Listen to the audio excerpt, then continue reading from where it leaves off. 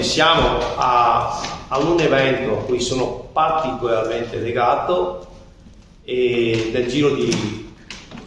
un mesetto, insomma, abbiamo cercato di proporre il compleanno della nostra amata e buonissima ciabatta, grazie a un gruppo di amici che si è costruito in questo mese, trovandoci più di una volta per predisporre un programma a ricordo del 41esimo compleanno della ciabatta, che doveva essere il giorno prima, ma per avere più disponibilità e pensiamo anche più partecipazione, abbiamo pensato di spostare, coinvolgere maggiormente la nostra città. Sapete tutti chi è Arnaldo Cavallari, non sta a me ricordare cosa ha fatto per la nostra città, e oggi siamo pronti per presentare l'edizione numero, la sottolineo, numero 0. Non è il numero, è l'edizione numero 0, perché è, come tutti i progetti, ha bisogno di un rodaggio, e abbiamo pensato di partire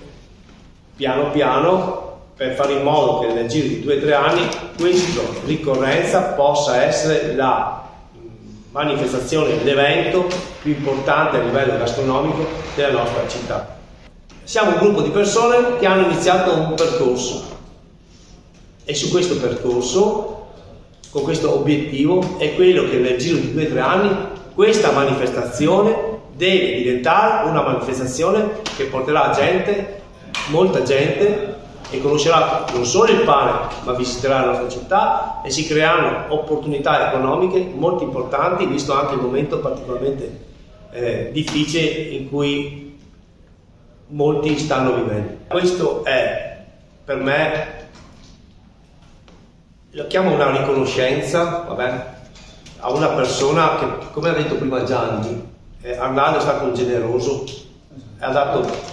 quello che poteva a tutti, e nel momento più, diciamo, fortunato della sua attività veramente ha elargito contributi veramente a tutti.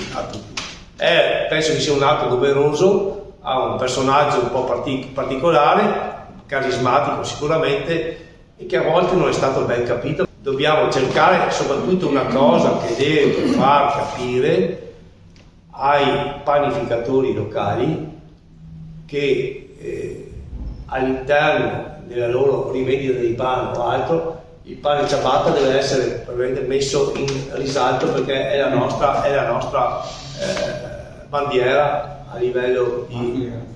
Perciò risistemeremo quegli cartelli che sono un po' stati piegati dal tempo, dal vento, dalle intemperie, perché abbiamo visto qualcuno che è un po' inclinato, e cercheremo, come sempre ho detto prima, di ritrovarci qui tra un mese, fare un po' il riassunto di come è andata e dire dove possiamo migliorare, chi c'è che ci crede, chi può dare una mano. Noi dobbiamo assolutamente promuovere questa privatezza.